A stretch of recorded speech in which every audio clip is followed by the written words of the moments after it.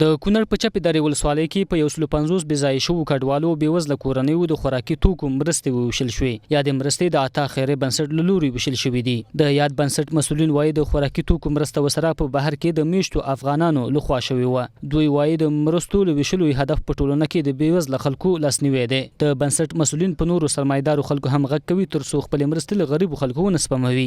کومو خلکو چې مرستې ترلاسه کړي خوښ دي او په غریبو خلکو د دا ډول مرستو ویشل یو ښه اقدام بولي.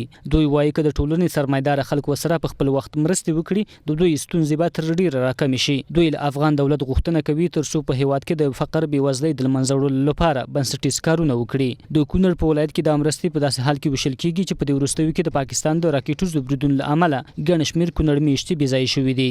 دا لومړی ځل نه دی چې په کونړ کې پر بېځایه شوو او غریبو کورنیو مرستې ویشل کیږي، بلکې له دې وړاندې هم له ګڼ شمېر بېوزله کورنیو سره د مختلفو خیریه بنسټونو له لوري په بېلابېلو برخو کې مرستې شوې وي.